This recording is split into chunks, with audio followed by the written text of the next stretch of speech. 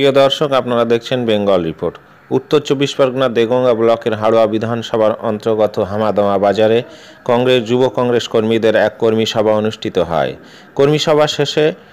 বেঙ্গল রিপোর্টের মুখোমুখি হয়ে যুব কংগ্রেস নেতা মোফাজ্জল হোসেন তোতা বলেন যে বিজেপি এবং তৃণমূলের সন্ত্রাসের প্রতিবাদে যদি বামফ্রন্ট এবং কংগ্রেস এক জায়গায় এসে আসন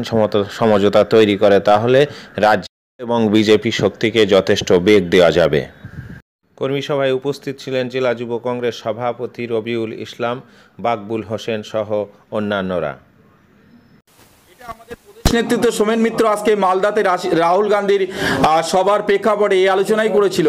যে বিজেপির দিকে মানুষ যাচ্ছিল এই কারণে ওয়েস্ট বেঙ্গলে যে শক্তিশালী একটা বিরোধী হিসাবে সেন্ট্রালের ক্ষমতা আছে বলে বিজেপির দিকে মানুষ কিছুটা ধাবিত হয়েছিল। কিন্তু এই ধাবিত হওয়া এই নয় যে নরেন্দ্র মোদীকে সমর্থন করা, এটা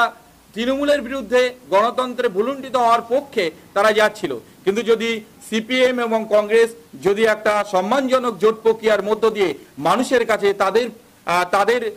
কথাবার্তা, তাদের চিন্তা ভাবনাকে তুলে ধরে 1:1 প্রার্থী দেয়, তাহলে বিজেপি থেকে এবং আদার্স তৃণমূল থেকে যে ভাঙন অব্যাহত রয়েছে সেটা কিন্তু কংগ্রেস এবং বামের পক্ষে মানুষ একটা বিরোধী প্ল্যাটফর্ম হিসাবে আগামী লোকসভায় পশ্চিমবাংলা থেকে একটা ভালো রেজাল্ট দেওয়ার জন্য যথেষ্ট।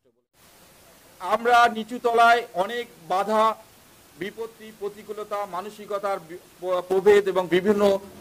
কয়েক বছর ধরে এই সিপিএম এর বিরুদ্ধে আমাদের লড়াই আন্দোলনের থাকা সত্ত্বেও এই মুহূর্তে তৃণমূল কংগ্রেসের যে স্বৈরাচারী এবং যে একটা বিহাব এবং একটা যে হিটলারি চিন্তাভাবনা, সেটাকে আমরা নিশ্চিহ্ন করে দেওয়ার জন্য, নস্যাৎ করে দেওয়ার জন্য মানুষের কথা শুনে, মানুষের কথা মনে রেখে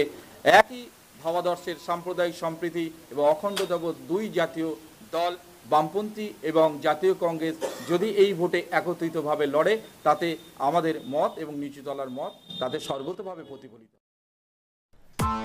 Press the bell icon on the YouTube app